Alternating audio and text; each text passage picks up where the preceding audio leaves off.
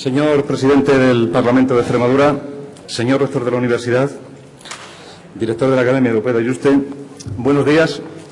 Me corresponde, como miembro del Grupo de Investigación de la UEX, Historia del Tiempo Presente, Fotografía y Memoria, que ha organizado esta jornada de estudio, y como coordinador de las mismas, dar la bienvenida a todos ustedes, participantes, asistentes y, por supuesto, a las autoridades que presiden este acto inaugural, y agradecerles su presencia en una actividad académica como esta, en la que se conjugan aspectos que consideramos muy positivos para la sociedad extremeña en general y para la institución universitaria en particular. Comenzaré indicando la satisfacción que siento por encontrarme en la Asamblea de Extremadura, que es la casa de todos los extremeños, para celebrar estas segundas jornadas del Parlamento de la Memoria, en la que vamos a hablar del pasado en clave de presente y con los sentidos puestos en el futuro. Una jornada en la que seguro que se cruzarán miradas muy diversas, incisivas, impacientes, inquietantes, inquisitivas, desafiantes, complacientes, y entre ellas las de los protagonistas de acontecimientos históricos de distinta relevancia que experimentan el placer o la necesidad de rememorarlos, las de los que se ocupan de analizarlos o asumen el compromiso de estudiarlos, y también, ¿por qué no?, las de quienes solo estuvieron o pasaban por allí, y las de los que todavía no existían y ahora proclaman su derecho o su deseo de conocer. Pero no confundamos la historia con la memoria, porque la memoria es lo que del pasado en cada momento influye en el presente, mientras que la historia tiene que ver con todo lo que podemos y debemos conocer del pasado, con independencia de nuestras necesidades e imperativos cotidianos más o menos confesables. Así, todo acontecimiento o proceso histórico merece ser estudiado y analizado por el historiador y ser incorporado al conocimiento científico de la realidad, mientras que serán solo algunos de estos acontecimientos, personajes y momentos históricos, y no siempre los mismos, ni con idéntica intensidad, los que por diversas razones dignas de analizar conforman la compleja identidad de las organizaciones sociales, y los que por ello constituyen el necesario referente legitimador de cada momento presente, y en última instancia orientan o condicionan los proyectos de futuro. Por eso es tan importante la consideración y el estudio de la memoria, que no es exactamente la historia, para analizar actitudes, decisiones y procesos que operan en las distintas organizaciones sociales. Por eso llama también la atención ese empeño casi obsesivo en que la guerra civil, de la que pronto no celebraremos, pero sí recordaremos su 80 aniversario, ni más ni menos, siga siendo el referente memorialístico de una sociedad como la española, que transita ya por la segunda década del siglo XXI y a la que de una u otra manera se le transmite la idea maniquea de las dos Españas, del insuperable conflicto de identidades ideológicas, políticas, territoriales y de una memoria siempre confrontada e imposible, por tanto, de ser compartida. Con esta reflexión no queremos decir, obviamente, encima siendo historiadores, que haya que abandonar el estudio de una etapa tan crucial de nuestra historia. Solo queremos significar, en tanto que historiadores, que como objeto de estudio histórico la guerra civil tiene que continuar gozando de plena vigencia y actualidad, pero no puede seguir constituyendo nuestro principal referente identitario, ni el principal elemento del pasado que contribuya a hacer más comprensible el tiempo en que vivimos. La memoria no puede ser rígida ni estática. Los sucesivos presentes, ya transformados en pasado, han de seguir conformando las señas de identidad de las organizaciones sociales, que cambian, que evolucionan con el tiempo y que, gracias precisamente a la memoria, siguen reconociéndose en el tiempo. Por eso, en el Grupo de Investigación de Historia del Tiempo Presente, Fotografía y Memoria, y también en la Fundación Academia Europea de Juste, que se asoció entusiásticamente a nuestra propuesta académica hace ya más de un lustro, consideramos que la etapa de la transición a la democracia debe ya ocupar sin complejos ese lugar central, ese contenido de memoria que haga inteligible a un presente como el nuestro, cuyos referentes históricos tienen necesariamente que ver más con la muerte del dictador y lo que vino a continuación que con el trágico inicio de su encumbramiento. Pero convendría no cometer los mismos errores ni tropezar en las mismas piedras. El pasado no está ahí ni para estigmatizarlo ni para sacralizarlo. La memoria, el legado de la transición, remite más a la capacidad de compartir y de construir que a la de destruir o confrontar. Pero esa es una realidad insoslayable que deberíamos alegrarnos de ello, pero no a cambio de simplificar la historia, ni de magnificar o desvirtuar interesadamente la realidad, sin necesidad de crear o alimentar mitos tramposos o paralizantes. Hagamos un esfuerzo de comprensión contextualizadora. Aprendamos del pasado dialogando con él. Concedámosle la complejidad inherente a la realidad Integrémoslo sin complejos ni rencores, no pretendamos cambiarlo con anacronismos ni ucronías, pero conozcámoslo para dar consistencia al presente y para valorar la necesidad y la profundidad de los cambios que tengamos que acometer en nuestro afán por hacer más previsible el siempre incierto futuro. Así, con este espíritu surgieron los encuentros de ajuste sobre la transición a la democracia, de los que ya hemos celebrado su 5ª edición. Y fue en el contexto de estos encuentros donde concebimos la idea de incorporar como una sección de los encuentros la temática extremeña, con el formato del Parlamento de la Memoria. Afortunadamente, esta iniciativa contó también y desde el principio con la sensibilidad y la complicidad de la Asamblea de Extremadura, que contribuyó a que este proyecto tan sugerente pudiera materializarse. No pudo ser en sede parlamentaria el año pasado, y por fin ya en este año nos encontramos en este simbólico edificio, porque los símbolos son importantes. Y de España y Europa hay que hablar fundamentalmente en Yuste. Al igual que de Extremadura y España, conviene hablar, aunque no solo, en la Asamblea o, si prefieren, en el Parlamento de Extremadura. Eso sí, y como debe ser, la Universidad de Extremadura circulando por todas partes. Por eso siento especial placer tener que terminar esta presentación con los obligados, pero absolutamente sinceros y merecidos agradecimientos, que para ser reales, y estos lo son, pueden descender también, ¿por qué no?, al terreno de lo personal. El primero de todos, lógicamente, para las 9 personas que con su participación han hecho posible esta jornada. Su generosidad, disponibilidad y excelente acogida ha constituido para nosotros el principal estímulo para seguir adelante. Nos emocionamos cuando supimos que uno de los convocados, Rafael García Plata, ya no podría estar con nosotros. A su memoria, seguro que compartida y apreciada por todos los demás, hemos querido dedicar un día que, como él hubiera deseado, espero que sea muy feliz. En la Academia Europea de Yuste y en las personas de su director, Antonio Ventura, y de su colaborador, Carlos Rodríguez Iturriaga, no hemos encontrado otra cosa que apoyo e impulso entusiasta a nuestros proyectos. Y eso tiene un valor incalculable, porque no siempre necesita expresarse ese apoyo de manera tangible. Con los miembros de la mesa de la Asamblea, tanto en el año anterior como en este, la disposición ha sido plena. Y aunque me consta la positiva actitud de todos ellos, creo que es legítimo personalizarla en los interlocutores. La del año pasado fue Emilia Guijarro, que otorgó un impulso decidido y un cálido apoyo a nuestro proyecto. Y para la edición de este año, las conversaciones con el letrado mayor Javier Cirelo, con la responsable de protocolo Carmen Acevedo y con sus colaboradores, especialmente con Manolo Candalija y Jacinto Mateos, han sido, además de gratas y agradables, extraordinariamente fructíferas y estimulantes. Por eso, y en una región en la que hay tanto por hacer, deberíamos seguir explorando y explotando de una manera más sistemática y continuada estas potencialidades, que, con las consiguientes dosis de rigor, creatividad y originalidad, son las que otorgan razón de ser a una institución académica con vocación universal y regional como la Universidad de Extremadura. Afortunadamente, la sensibilidad y predisposición del rector de la UES, que hoy nos acompaña, nos animan a seguir trabajando en esta dirección.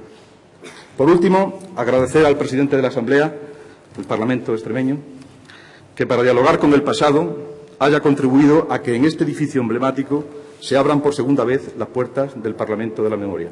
Muchísimas gracias.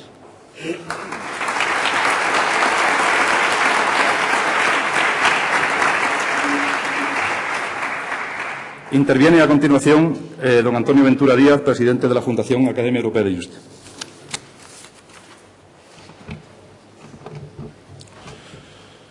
Buenos días. Excelentísimo señor don Fernando Manzano, presidente del Parlamento de Extremadura. Excelentísimo señor rector don Segundo Píriz. Profesor don Juan Sánchez González, coordinador de estas jornadas del Parlamento de la Memoria. Autoridades, señores profesores y ponentes. Señor don Juan Parejo, coordinador general de la Presidencia y de Relaciones Institucionales del Gobierno de Extremadura. Excelentísimo señor don Luis Ramallo García. Queridos amigos, queridas amigas, no me gusta hablar de experiencias personales. Hablar de la transición, tengo que decirlo con toda humildad, para mí tiene una carga significativa de subjetividad. Al igual que la psicología evolutiva, incluso la patológica, nos habla de fijaciones, puedo decir sin condicionamiento alguno que yo tengo fijación en la transición. Fijación en la transición como periodo de la historia de España de la que nos tenemos que sentir profundamente orgullosos. Como tantos otros, viví intensamente desde la Universidad Complutense de Madrid los años finales del franquismo, en un periodo que gravitaba de forma determinante la presión de intelectuales, profesores, estudiantes y trabajadores sobre la dictadura. La ocupación policial de los campus universitarios era permanente. Fui testigo directo de cómo muchos hijos e hijas de la burguesía acomodada e incluso de los altos funcionarios del régimen luchaban contra la dictadura. En un segundo momento que coincide con los 3 últimos años antes de morir Franco y con todos los años que abarcan un periodo que va hasta el año 82, tuve la suerte de comprometerme con los grupos cristianos de base que trabajaban en el barrio de Vallecas y en el Pozo del Tío Raimundo. Durante 10 años, aparte de mi responsabilidad como director de la Ciudad de los Muchachos de Madrid en Vallecas, estuve comprometido profesionalmente en el quehacer de Alberto Iniesta, obispo auxiliar de Tarancón. Nunca me cansaré de reconocer su trayectoria, dedicación y esfuerzo para conseguir la democracia en España. Antes había tenido la experiencia, la posibilidad de trabajar en una editorial comprometida como la editorial CID, precisamente de la mano del profesor don Manuel Pecellín Lancharro, aquí presente. El otro día se presentaba un libro en Cáceres de Antonio Sáenz de Miera, titulado El oficio de unir. Precisamente si hay un periodo de la historia de España donde hay que destacar el papel que ejercen diversos líderes y también la sociedad española, tiene que ver con el oficio de unir. Acaba de morir un extremeño cabal, comprometido con la transición española y sobre todo con la transición en Extremadura, y ejerciente del oficio de unir. Rafael García Plata merece el reconocimiento y la mayor consideración de una mayoría de extremeños por su vida y sobre todo por su obra comprometida en propiciar lo mejor para Extremadura. Del mismo modo merece nuestro recuerdo y homenaje Manuel Bermejo, diputado constituyente y presidente que fue de la Junta de Extremadura después de serlo don Luis Ramallo, y tantos otros que lo dieron todo por nuestra tierra y por la democracia en España. Me siento muy orgulloso de poder compartir esta mañana con don Luis Ramallo. Él vivió en primera persona todo el periodo nuclear de la transición y también desde Extremadura en su condición de primer presidente de la Junta de Extremadura. Él vivió también una experiencia que trascendió a los que todavía estábamos en Madrid y seguíamos la trayectoria inicial de nuestra comunidad, así como los avatares de un tiempo nuevo para todos. En esa experiencia se constata el profundo respeto de Tarradellas a nuestra tierra, el respeto que profesó a nuestro presidente en una visita a Cataluña. Sin duda se ponía de manifiesto las virtudes de un gran estadista y de un político de una categoría singular. En lo que podríamos llamar la controversia catalana jugó un papel magnífico, porque impuso la racionalidad por encima de los derroches ideológicos de los nacionalistas y se comprometió con el desarrollo de la España democrática. El "ya estamos aquí" no fue un grito excluyente ni contra nadie, y se convirtió en uno de los mayores mensajes y con el mayor sentimiento expresados a favor del proceso democrático español. Un hombre admirable, de una perspicacia política difícil de encontrar. Su categoría humana venía adornada con todos los cuidados que otorgaba a su hija que padecía trisomía. La transición supuso para España no solo un proceso de desarrollo democrático y modernizador de nuestro país, también se convirtió en un modelo a imitar por muchos países, especialmente América Latina. Podemos considerar muchos elementos que favorecieron el proceso. Si me lo permiten, podemos hacer referencia al tráfico de personas, del que precisamente desde siendo niño, por vivir en la plaza de mi pueblo, tuve que ver la infinidad de extremeños que salían prácticamente todos los días en las famosas estallesas que llamaban en mi tierra, camino a lo desconocido. 30 millones eran las personas que formaban el gran colectivo de turistas en España y más de 2 millones los que emigraron fuera de España. No solamente supusieron una importante entrada de divisas fundamentales para el desarrollo económico posterior, sino también una sincronización cultural con Europa. Veníamos de un tiempo largo en la historia en que imperaba a sus anchas el concepto, la realidad de las dos Españas. Una disección histórica de España puede ser apasionante y, por supuesto, tenemos páginas de gloria, pero son demasiadas las ocasiones en las que gravita el espíritu desunido, anima a los extremeños, decía un verso de Gregorio de Salas de Jaraicejo. Por extensión, muy bien se pudiera aplicar: espíritu desunido anima a los españoles. La transición vino a romper todos los viejos esquemas en los que se fraguaba la falta de convivencia pacífica entre los españoles en demasiadas ocasiones. Desde los Trastamara hasta los absolutistas y liberales hay siglos y hay historia. La transición fue capaz de superar las viejas heridas de la guerra civil española. La transición nos dio el ejemplo y encarnó para la historia que la política opera con contradicciones, intereses, ideologías diferentes, a veces contrarias. Por eso un país democrático siempre tiene que fundamentarse en el diálogo, en las relaciones humanas y en las renuncias, en las promesas y en los compromisos. La política debe estar sustentada siempre con el ejemplo de la transición, en el raciocinio, en el respeto mutuo, en la mayor consideración de las opiniones de todos los ciudadanos, en el entendimiento y nunca en el sectarismo, en la mediocridad intelectual o maniqueísmo primario.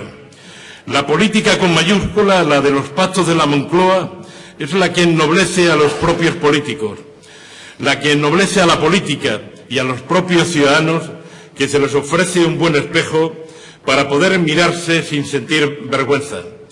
La política con mayúscula, como arte noble, debe obligar a actuar con contundencia moral para desalojar las injurias, la calumnia y la bronca de la vida política y, por ende, de la vida institucional y social. La bronca nunca es democrática. La figura del rey sobresale en los territorios de la transición, encarnando y pilotando la iniciativa que corresponde al último proceso de reconciliación de todos los españoles y favoreciendo todo el devenir democrático a través de la gran figura de Adolfo Suárez, al que todos los españoles debemos el mayor reconocimiento y respeto. Estoy seguro que a medida que pase el tiempo, la historia dará mayor entidad y proyección a su figura. En cualquier caso, invito a mostrar toda nuestra solidaridad y afecto para compensar o aliviar, si cabe, los sufrimientos de su tragedia familiar y personal. Estamos en un momento especialmente crítico para apelar a toda la carga intelectual que nos aportan nuestros escritores intelectuales, desde Quevedo, pasando por Jovellanos hasta llegar a Ortega y Gasset y tantos otros. Su trabajo analítico y crítico nos debe servir, junto a la experiencia histórica de la transición, para encontrar los debidos contrapuntos al eterno debate de los nacionalismos y no olvidar nunca el lenguaje de la reconciliación para fortalecer una España incluyente e inclusiva. Decía Ortega: España es el problema y Europa la solución. Hoy podemos decir que Europa, más Europa, tiene que ser la solución de todos nuestros problemas. Desde una España que ha desarrollado un modelo regional, que ha logrado que tantos los ciudadanos como los territorios que componen el conjunto de España se identifiquen y se sientan cómodos en una estructura territorial y organizativa que la mayoría asume como propia, Extremadura no existía hasta lograr el respeto, entidad y proyección en el proceso regional de autonomía en el conjunto de España. Permítanme, para terminar, y perdonen por extenderme, reparar en el espíritu de la transición nunca viene mal, y en estos momentos quizá mucho mejor. Permítanme una cita del cardenal Tarancón. Con él me uno también al recuerdo a Gutiérrez Mellado en el 23F y a tantos otros que muy bien pudieran encarnar todo el proceso vivido de la transición y todo aquello que se dio en llamar espíritu de la transición. Y que en este caso es una cita y de unas palabras dirigidas al rey de España. En este caso también en los Jerónimos, con motivo de la entronización del rey. España, con la participación de todos y bajo vuestro cuidado, avanzará en su camino y será necesaria la colaboración de todos, la prudencia de todos, el talento y la decisión de todos, para que predomine y triunfe el progreso, el respeto mutuo y la libertad. Gracias.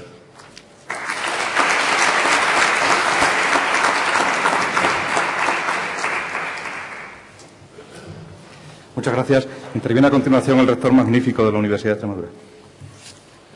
Muchas gracias, profesor. Buenos días, señor presidente del Parlamento de Extremadura, señor director de la Academia Europea de Yuste, profesor Juan Sánchez, autoridades, estudiantes, amigos todos.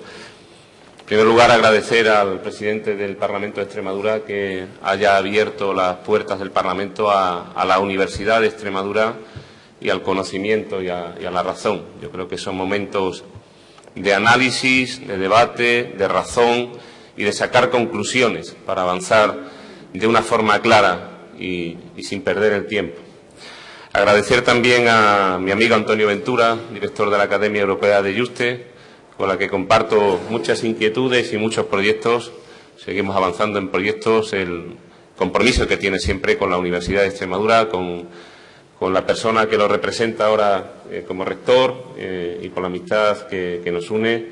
Creo que es de las personas que merece la pena conocer y yo tengo la suerte de estar entre su grupo de amigos. Gracias, Antonio. Felicitar también y agradecer a don Juan Sánchez, porque la universidad en este momento debe ser, en mi opinión, dos cosas fundamentales. Una, excelencia, y otra, compromiso. Cuando sacamos aquello del campus de excelencia internacional con el apoyo de todos los partidos políticos que constituían el Parlamento de Extremadura, Partido Popular, Partido Socialista e Izquierda Unida, y que además escenificamos en Madrid, cosa que no hizo ninguna delegación del resto de las universidades españolas, haber reunido allí al presidente del Gobierno de Extremadura, al presidente del Parlamento de Extremadura, a los consejeros, al responsable del principal partido de la oposición, al responsable de Izquierda Unida. Esa foto que sin duda ayudó a que la Universidad de Extremadura lograse la distinción del Campus de Excelencia Internacional, mostraba claramente el compromiso de todas las autoridades de todos los partidos políticos de la región con la Universidad de Extremadura. Pero aquello de la excelencia no era un cuento chino. Aquello de la excelencia venía a poner de manifiesto que después de 40 años de trabajo, desde 1973, allá por un 18 de mayo, cuando en el decreto, todavía no real por cuestiones obvias, pero decreto 991, se hacía justicia con una región que por aquella época era la única región que todavía no tenía universidad pública ni privada.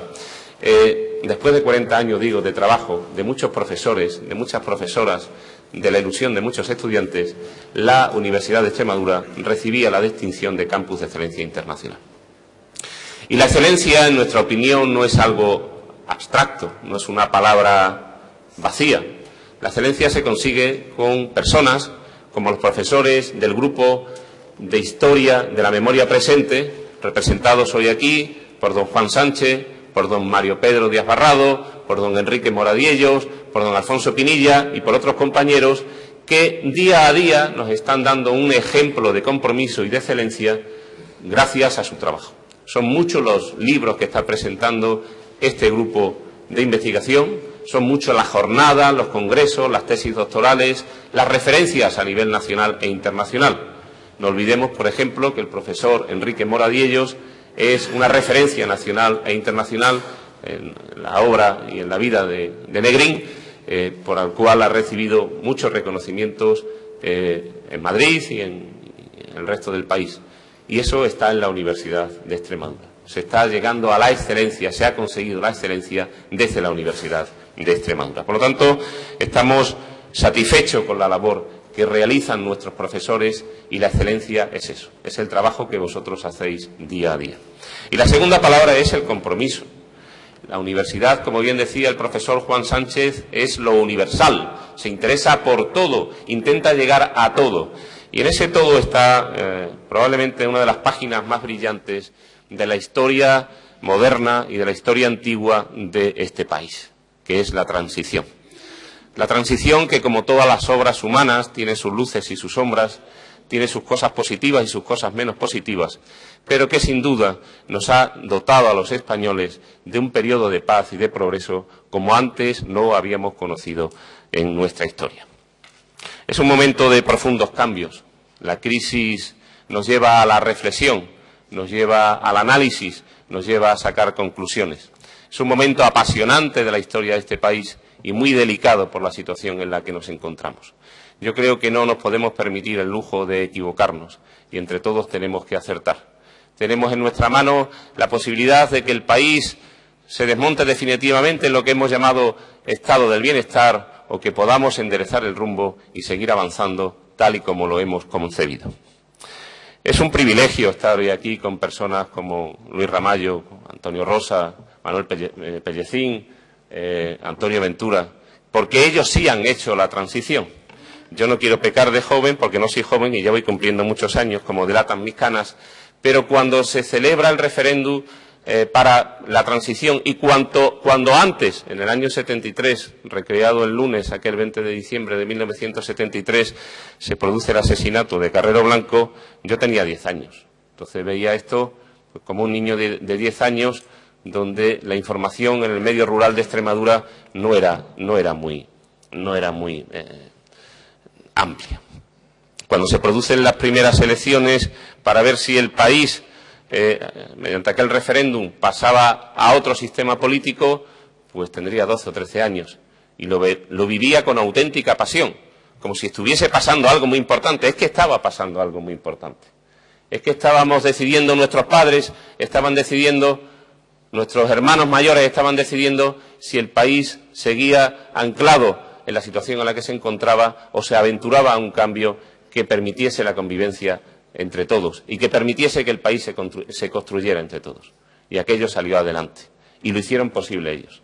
Por lo tanto, a los estudiantes, a los que nos debemos, a los que estáis aquí, a los que estáis llenando cada vez más las aulas de historia de la Facultad de Filosofía y Letras, que empieza a recuperar, me han dicho los profesores que ya soy 73 en primero de este año, esto de las titulaciones que parece que caen, yo sé que las que caen se levantan porque las titulaciones de letras son históricas y son en esencia en la universidad, estamos recuperando el número de estudiantes gracias a vuestro trabajo. Pues los estudiantes tenéis hoy el privilegio de asistir a unas jornadas donde vais a estar con las personas, con algunas de las personas que han hecho posible la transición en esta región.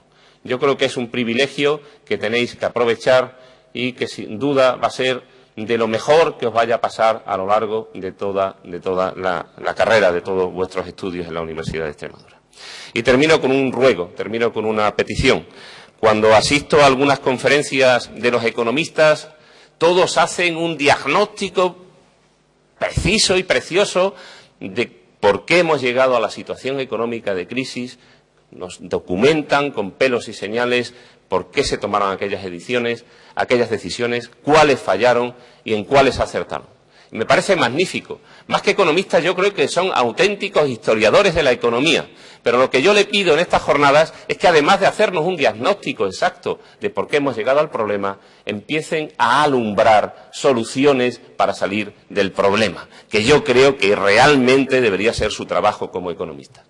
A mis amigos profesores de historia no les voy a pedir tanto, pero sí les voy a pedir también que además de hacer un diagnóstico y poner negro sobre blanco las luces y las sombras de la transición española y dentro de España, de la región y de la Comunidad Autónoma de Extremadura, que intenten también, desde la racionalidad, desde el conocimiento y desde el espíritu universitario, alumbrar soluciones, porque, queridos amigos de historia, nos hacen falta ese conocimiento, ese sentido común, para alumbrar soluciones, para poner orden y para poner sentido común en este proceso histórico, sin duda apasionante, que estamos viviendo. Muchas gracias a todos.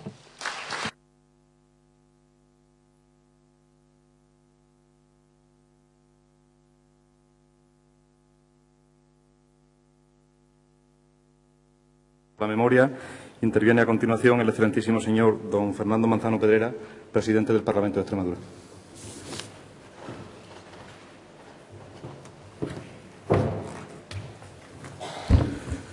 Señor rector magnífico de la Universidad de Extremadura, señor director de la Fundación Academia Europea de Yuste, señor expresidente de la Junta Regional de Extremadura, señora vicepresidenta primera de la Mesa de la Cámara, señor secretario primero de la Mesa de la Cámara, señor coordinador general y de Relaciones Institucionales del Gobierno de Extremadura, señores parlamentarios, señores exparlamentarios de esta Cámara Legislativa, señor coordinador de las jornadas, señores ponentes y participantes que aquí nos acompañáis hoy, trabajadores de la Cámara, alumnos, alumnas, letrado mayor y secretario general del Parlamento de Extremadura, muchas gracias a todos y bienvenidos. Bienvenidos al Parlamento de Extremadura, a la casa de todos los extremeños, como suelo decir al inicio de muchas de mis intervenciones en los distintos actos. Quiero comenzar con el capítulo, si me lo permiten, de agradecimientos. En primer lugar, a los organizadores de esta jornada de estudio El Parlamento de la Memoria, el Grupo de Historia del Tiempo Presente, Fotografía y Memoria de la Universidad de Extremadura, a los colaboradores, a la Fundación Academia Europea de Yuste, a la Secretaría General de este Parlamento de Extremadura, también al Gobierno de España. Gracias por haber elegido esta sede parlamentaria como sede de la segunda jornada. No, si me lo permiten, no habría un lugar mejor para desarrollar esta jornada que en sede parlamentaria. Pero creo que dentro de la sede parlamentaria el lugar es el perfecto. Digo que es el perfecto porque en esta misma ubicación donde estamos, en esta sala, lo saben todos ustedes, tuvo su sede, tuvo la ubicación, el hemiciclo durante 20 años, durante los 20 primeros años, de 1983 al año 2003, como demuestra la maqueta que tienen ustedes a su derecha y que está ahí representando el hemiciclo que había en esta antigua capilla del Hospital San Juan de Dios de Mérida. Por tanto, acoger esta jornada aquí es un alto honor para la Cámara Legislativa extremeña y yo quiero agradecerlo en nombre de todos y cada uno de los parlamentarios. Es habitual considerar que la historia necesita del transcurso de un cierto periodo de tiempo para poder realizar un análisis con la mayor imparcialidad posible de la época a la que se estudia. El análisis de la transición española rompe con esta forma de hacer historia, ya que se apoya principalmente en las experiencias y testimonios vividos por aquellas personas que protagonizaron dicho proceso, apuntalándose con la documentación escrita y audiovisual que permite corroborar la contribución oral aportada. El periodo de la historia de Extremadura que hoy se debate en estas segundas jornadas del Parlamento de la Memoria materializa esencialmente esa peculiar forma de estudiar determinados procesos históricos. Poseemos una fuente valiosísima de información que nace y se nutre de aquellas personas que encabezaron los cambios hacia una democracia estable y que debe ser aprovechada ahora, que aún no es tarde. La transición estuvo marcada por el consenso y la negociación. Las fuerzas políticas y sociales se vieron combinadas a tejer lazos de entendimientos e iniciar una metamorfosis democrática hacia un nuevo tiempo en España y, por ende, en Extremadura, que constituyó un modelo y un modo ejemplares para buena parte del mundo y de generaciones posteriores. Los hechos vividos en aquellos años suponen un ejemplo de convivencia democrática para todos nosotros. donde en todo momento se antepusieron el interés común y general a las consideraciones particulares. Para Extremadura, la aprobación del decreto que regulaba el régimen preautonómico supuso la estructuración de funciones y mecanismos que iban a configurar la definitiva autonomía de nuestra tierra.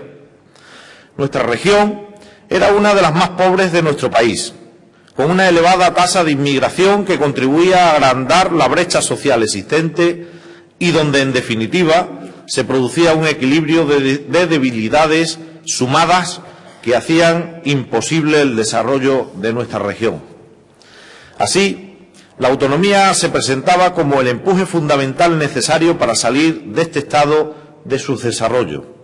Un instrumento fundamental para resolver los problemas inmediatos que acuciaban a los extremeños y para diseñar una estrategia de dinamización política, económica, cultural y social, alimentando un desarrollo futuro con base en la solidaridad nacional que el proceso de transición proponía.